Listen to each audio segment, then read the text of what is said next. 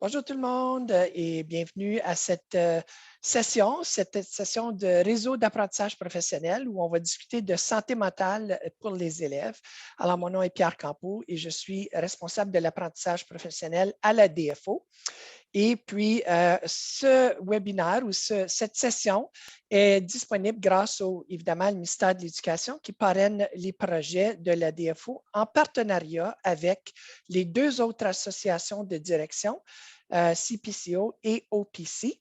Et puis, on a un partenaire bien spécial avec ce projet-ci et c'est Santé mentale en milieu scolaire Ontario. Donc, avec nous aujourd'hui, nous avons deux représentantes, deux collègues à la direction, Stéphanie Sampson, qui se trouve dans le nord de l'Ontario, et Isabelle Chartrand-Dubois, qui se trouve dans l'Est, qui ont été embauchées par la DFO pour mener ce projet. Et nous avons Andréane Fleck et Simone Rose Oliver, qui travaillent pour Santé mentale en milieu scolaire, qui vous présenteront les différentes ressources et les constats là, de différentes interventions qu'on a faites dans les dernières semaines. Alors, d'habitude, on commence toujours avec une reconnaissance du territoire. Alors, je reconnais que je me retrouve sur le territoire ancestral de nations qui font partie de plusieurs nations regroupant plusieurs peuples qui sont des détenteurs légitimes de droits sur cette terre où vous vous trouvez, foyer de nombreux peuples, des Premières Nations, des Inuits et des Métis. Alors, j'exprime ici ma gratitude de pouvoir travailler et apprendre sur ces territoires dans un esprit de partage. En tant qu'éducatrices et éducateurs, il nous incombe tous de comprendre et de redresser les torts historiques causés par le colonialisme dont les effets se font toujours malheureusement ressentir. Nous avons la responsabilité individuelle et collective de faire acte de réconciliation avec la terre et les peuples qui y vivent. Alors, prenez un instant et réfléchissez à comment vous faites acte de réconciliation ou comment vous identifiez à cette terre dont on est si chanceux de pouvoir profiter. Alors, sur ce, je vais céder, je pense, la parole à mon amie Isabelle.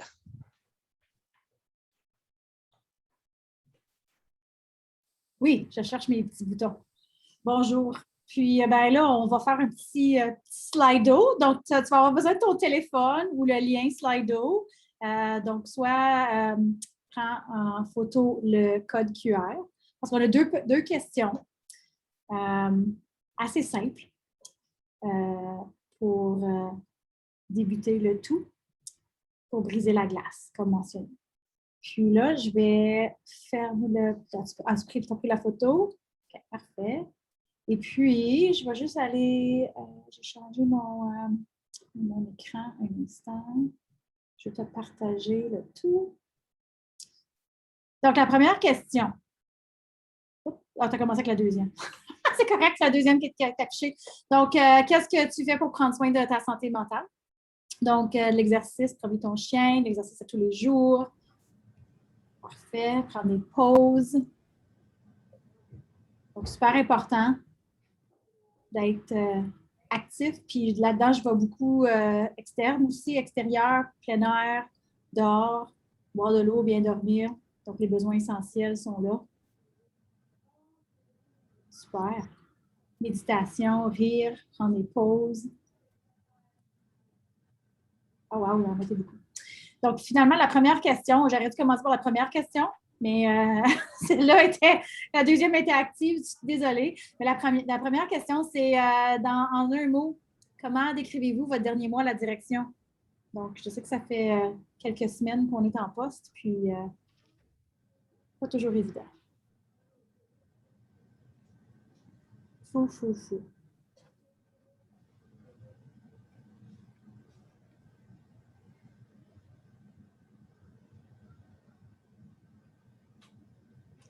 Donc, je pense qu'on vit des choses semblables. On a un rythme effréné. Donc là, merci d'être là pour prendre quelques minutes pour être avec nous pour justement réfléchir à l'importance de la santé mentale. Puis on va essayer de te soutenir dans toutes les démarches que tu veux entreprendre dans ton école. Donc, comme la session le disait, c'était un petit peu par où commencer ou prendre le pouls de ce qui se fait dans ton école. On va être là pour appuyer. Donc, je vais arrêter le Slido et retourner à la présentation. On a plein écran. Donc, je laisse. J'ai oublié de dire qui je suis. Je suis Isabelle, oui, mais je suis au centre-est. Je suis direction. Je m'occupe du Cavelfo au secondaire. Donc, moi, je fais affaire avec les 12 conseils scolaires. Donc, je prends le pouls un petit peu partout, ce qui se passe dans les 12 conseils. Donc, merci Chantal d'être là. Je laisse la parole à Stéphanie. Alors, bonjour tout le monde. Je m'appelle Stéphanie Sanson. Je suis direction d'école élémentaire au Conseil scolaire public du Grand Nord, donc l'école publique Foyer Jeunesse à Hanmer, une école élémentaire de maternelle à 6e année. Donc, mon rôle dans ce projet est vraiment de représenter la voix des directions élémentaires dans tout ce qui est promotion de la santé mentale dans ce beau projet en collaboration avec Santé mentale en milieu scolaire Ontario. Donc, je vous présente rapidement notre ordre du jour aujourd'hui. Évidemment, nous avons commencé avec un petit bienvenue.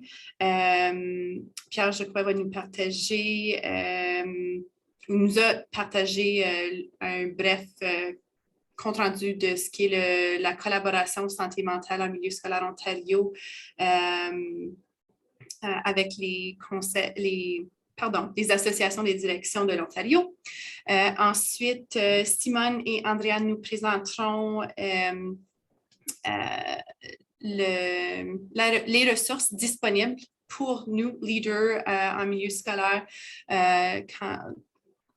quand on parle de promotion de santé mentale dans nos écoles, de notre rôle important.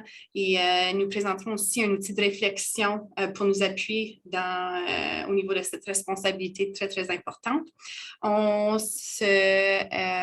aura ensuite la chance de discuter des éléments de base du modèle harmonisé et intégré en tant que outils comme leader au sein de nos écoles et de la salle de classe. Et ensuite, on pourra partager ce que nous retenons de ces discussions-là. Alors, lors de quelques consultations qui ont eu lieu pendant l'été, des consultations menées auprès de direction d'école, on a posé quelques questions et parmi à partir de ces questions-là, nous avons établi certains constats. Je vous partage d'abord les questions que nous avons posées aux leaders en milieu scolaire et Isabelle nous partagera ensuite quelques constats établis lors de ces consultations-là. Donc, les questions que nous avons posées lors de ces groupes de discussion-là sont: quand vous songez à l'état actuel des choses et aux ressources en santé mentale pour les élèves et le personnel, quels sont vos bons coups? Quels défis avez-vous à relever? On a aussi posé la question: auriez-vous des suggestions à faire pour votre propre soutien dans votre rôle d'administratrice ou d'administrateur et de ces ressources en santé mentale? Et enfin, si vous faisiez des recommandations à des administratrices ou administrateurs novices au sujet de l'emploi des ressources de santé mentale en milieu scolaire Ontario, quelles seraient vos suggestions? Donc, les grandes lignes, les principaux thèmes qui sont ressortis de ces consultations-là, c'est que le site web de Santé mentale Ontario contient énormément d'informations, mais les directions n'ont pas le temps de le lire ou tout le lire. Il y en a qui ne savent pas par où commencer. Donc, oui, il faut se renseigner, il faut savoir par où commencer. Donc, ça, c'était un constat. Les directions savent qu'elles doivent assumer une responsabilité. Donc, puis il faut que ça soit les initiatives qu'ils mettent en place, il faut qu'elles soient viables. Donc, toujours dans une optique de viabilité. Il y a des ressources qui soutiennent la voix des élèves, l'équité, l'inclusion. Ça fait partie de toutes les ressources disponibles. Également sur l'apprentissage socio-émotionnel dans le curriculum. Ils ont beaucoup de pistes pour appuyer le personnel dans l'enseignement de ces habiletés socio-émotionnelles. Je cherche le mot, excusez.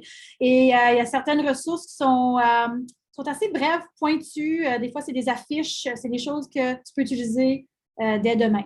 Puis il y a des exemples pratiques. Mais le gros qui est ressorti, c'était par où on commence. Donc, c'est pour ça qu'on est là. Et je vais céder la parole à mes collègues, justement, Simone et Andréane. Elles vont faire un tour de piste de tout ce qui est disponible dans ces belles ressources. À vous, mesdames. Merci Isabelle et merci Stéphanie. Merci Pierre aussi. Alors, je pense pas qu'on va faire le survol de toutes les ressources, mais quelques-unes, bien sûr. Alors, oui, moi, je m'appelle Andréane Fleck, je suis avec Santé mentale en milieu scolaire Ontario. Je travaille à titre de coach pour appuyer la mise en œuvre dans les conseils scolaires de langue française, ainsi que d'autres dossiers sur lesquels je travaille. Et je suis accompagnée aujourd'hui de ma chère collègue Simone Rose-Oliver. Bonjour. Qui est aussi coach de soutien pour la mise en œuvre, encore aussi dans les conseils scolaires de langue française. Alors, merci Simone d'être là, puis merci de nous avoir accueillis aujourd'hui. Donc, on va commencer par une petite respiration. Alors, comme Stéphanie l'a mentionné, nous avons plusieurs ressources, dont une affiche comme celle-ci, par exemple. Alors, cette affiche a été vraiment créée pour les élèves, pour les écoles, des élèves du secondaire, justement. Alors, vous allez voir, c'est pour ça que c'est tutoyé dans les messages. Mais on va l'essayer ensemble parce que je crois qu'en fin de journée, on a tous besoin de prendre quelques instants pour respirer comme il faut, puis de se mettre dans le jus. Alors, on va commencer par une petite respiration. La première chose à faire, c'est de concentrer sur son ventre. Alors, reposez vos mains sur votre ventre. Vous pouvez le faire avec moi aussi en même temps. Et au fur et à mesure que vous inspirez profondément par le nez, vous allez faire passer le souffle dans votre estomac, comme si vous gonflez un ballon. Alors, on y va. Et vous le sentez dans votre estomac qui gonfle et les mains qui s'écartent un petit peu. Et ensuite, doucement, vous expirez en laissant dégonfler le ventre. Alors ça, c'est le genre d'exercice que vous pouvez essayer soit avec votre personnel ou avec des élèves avant de commencer une discussion quelconque ou une rencontre. Alors voilà un exemple. Donc, pour vous donner un petit aperçu de santé mentale en milieu scolaire Ontario, c'est vraiment une équipe de soutien à la mise en œuvre, comme je l'ai mentionné pour les conseils scolaires de langue française, et on travaille en collaboration avec tous les conseils de l'Ontario pour améliorer la santé mentale des élèves. Puis on fait ça à l'aide de stratégies puis de services qui sont fondés par des données probantes. Et on offre aussi un certain niveau de leadership par rapport aux meilleures pratiques en matière de santé mentale en milieu scolaire, que ce soit au niveau provincial, même parfois national et bien sûr local, y compris l'élaboration de ressources et de formations. Alors les formations, on peut offrir ça par l'entremise des équipes de leadership des conseils, mais on fournit aussi des formations pointues pour les professionnels en matière de santé mentale, donc les travailleurs sociaux qui sont dans vos écoles ou les intervenants ou les psychologues. Alors, on veut toujours s'assurer que ceux qui interviennent auprès des élèves, ils aient les meilleurs outils qui sont fondés par des données probantes. Alors, voici un aperçu du plan d'action pour la santé mentale en milieu scolaire qu'on a élaboré. Alors, vous ne pouvez pas trop voir ce qui est écrit dans la roue, mais on voit bien sûr que les élèves sont au centre, sont au cœur de toutes nos décisions. On priorise bien sûr l'équité, des approches qui sont adaptées et sensibles à la culture.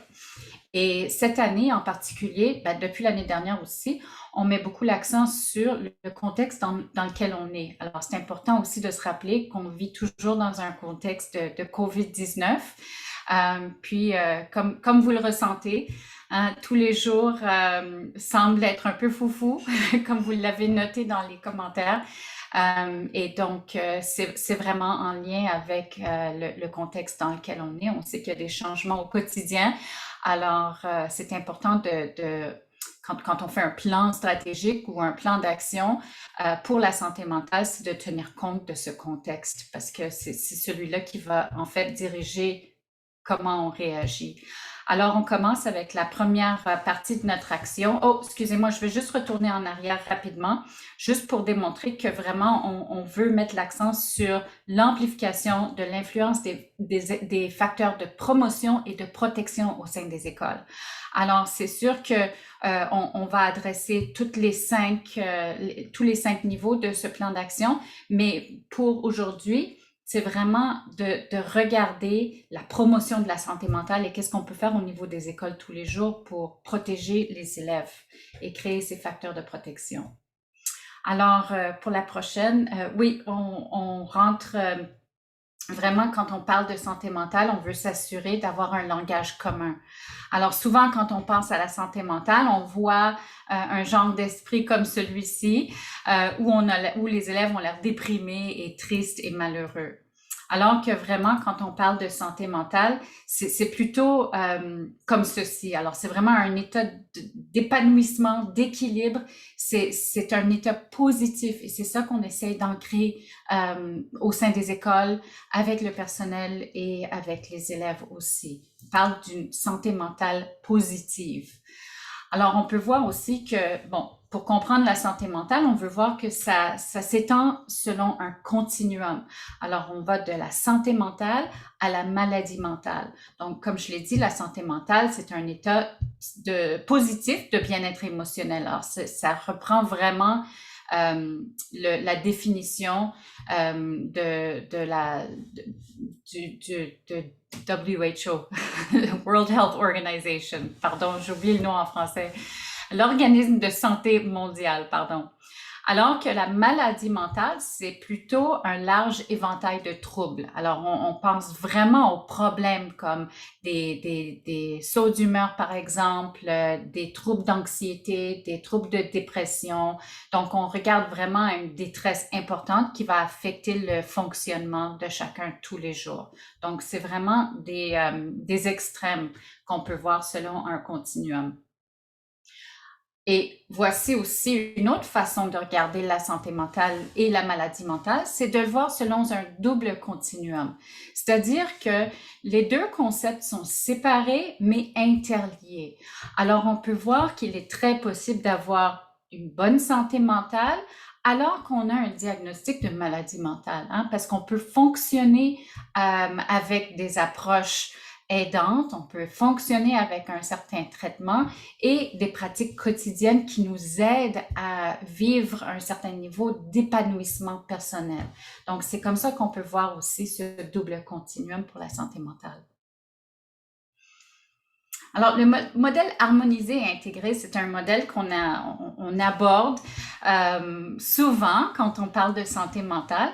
C'est pour démontrer que, bon, à la base de cette pyramide qui ressemble un petit peu à la pyramide de l'apprentissage pour tous, on voit que il y a des choses qu'on peut faire au bas de la pyramide qui sont bons pour tous. Hein? Alors, si on parle de promotion de santé mentale, puis des fondements, c'est vraiment à la base de la pyramide.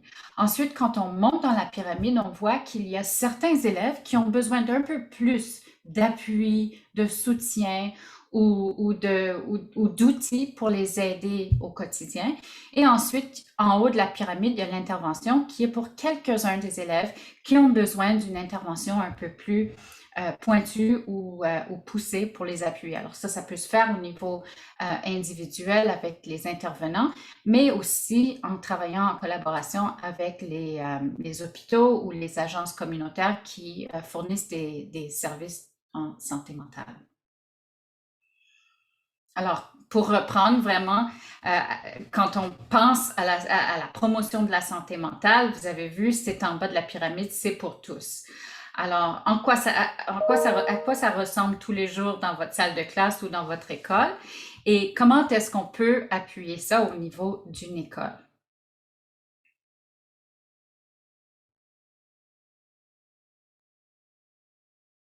Et en même temps, quand on regarde la pyramide, non seulement on se demande qu'est-ce qu'on peut faire à la base de la pyramide, mais quel est le rôle des écoles pour améliorer la santé mentale de tous les élèves? Alors, qu'est-ce que les écoles peuvent faire? Quelles sont les conditions qu'on met en place tous les jours pour s'assurer qu'on favorise un sentiment d'appartenance, un sentiment d'identité au niveau de la salle de classe, mais au niveau de l'école?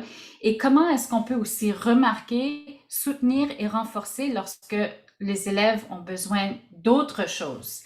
Alors, lorsqu'il faut avoir des interventions spécialisées, peut-être pas spécialisées, mais je veux dire des interventions qui vont aider certains élèves qui sont aux prises avec des problèmes de santé mentale. Puis cette diapo, elle nous rappelle que la promotion de la santé mentale, c'est pas un programme quelconque, c'est pas quelque chose qu'on peut acheter puis mettre en œuvre, mais c'est vraiment de créer une culture et un climat qui favorise la santé mentale. Alors, c'est l'effort stratégique quotidien qu'on met en place, que les directions mettent en place pour diriger une école vraiment qui va favoriser un esprit qui promeut la santé mentale chez les élèves et le personnel, bien sûr. Puis, je vais passer la parole à Simone. Maintenant, c'est ton tour. Donc, vraiment, aujourd'hui, c'est vraiment de travailler avec vous, avec les équipes de direction et de voir qu'est-ce que vous pouvez faire. Comme on l'a dit au début, c'est qu'il y a beaucoup de ressources, mais qu'est-ce que je peux faire? Quelles sont les actions journalières que moi, je peux faire et qui vont faire une différence, qui vont avoir une influence? Et c'est beaucoup relié à l'environnement, cet environnement sain, accueillant, bienveillant. Ça revient tellement souvent aux relations humaines aussi, les relations humaines que j'ai avec les adultes, les relations humaines que j'ai avec les élèves aussi. Et vraiment, l'idée d'un réseau d'apprentissage, et on salue vraiment les efforts des associations, des directions, c'est vraiment d'aller apprendre quelque chose, d'aller approfondir les connaissances, d'aller approfondir nos compétences aussi, pour pouvoir appuyer ce même cheminement chez le personnel et pour les élèves. Et comme le mentionnait Andréane tantôt, tout ça, c'est en fonction d'être à l'écoute et d'être présent, justement. Pour pouvoir, on a beaucoup de choses, on ne veut pas lire toute la diapo, mais c'est vraiment, si on veut vraiment appuyer les élèves, c'est vraiment d'être à l'écoute, c'est vraiment d'observer, c'est vraiment de savoir là où je peux avoir une influence et là où je dois pouvoir aider le jeune justement à aller chercher de l'aide. Donc, c'est vraiment de pouvoir créer cet environnement au niveau de l'école. Merci Isabelle. Est-ce qu'on peut... Je vois les Bernaches et puis c'est... Ah, pardon Chantal. Est-ce qu'on a le droit de parler ou est-ce que tu veux juste qu'on écoute? Tu peux parler, absolument. OK. Parce que j'ai vraiment aimé ce que tu as dit d'être présent. Et je pense que ça, c'est un petit geste qui a un immense impact. Et même comme, tu sais, avec le COVID, c'est certain que tout a changé, mais on a des portes pour chaque cohorte.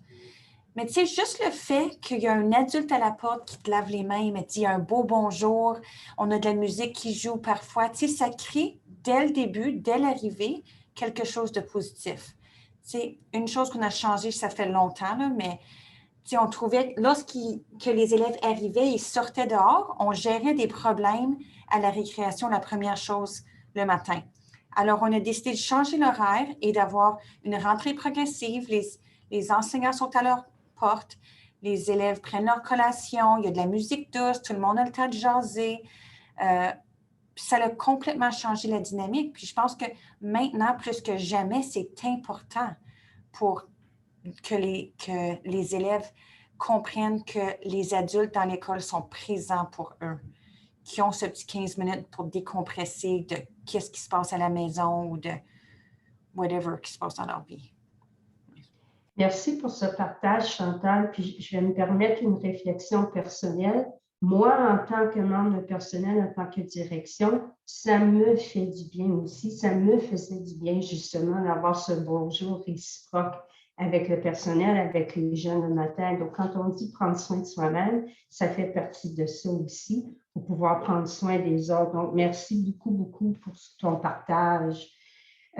Gisèle et Bernard, c'est le temps de l'année, n'est-ce pas? Je sais dans le coin où moi je demeure et Pierre et moi, on est tout près l'un de l'autre. On les voit beaucoup, les Bernaches, on les voit ensemble.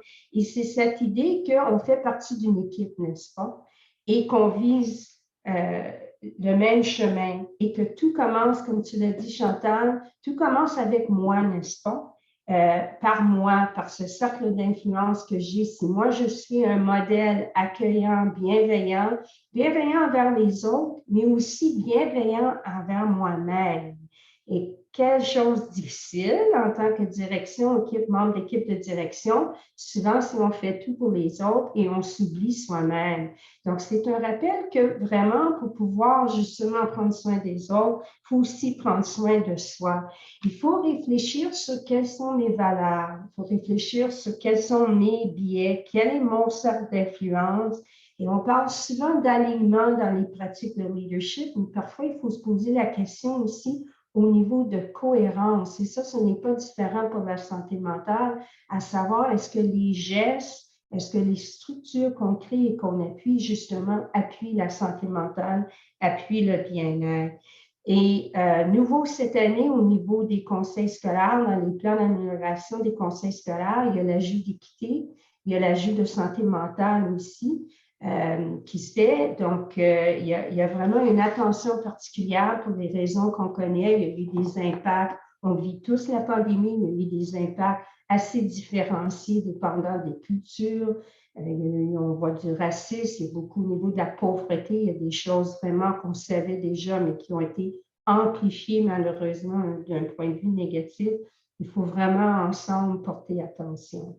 Et je redis le mot ensemble parce que s'il y a un message qu'on va essayer de vous partager, c'est que vous n'êtes pas seul. Et souvent, vous pouvez vous sentir isolé.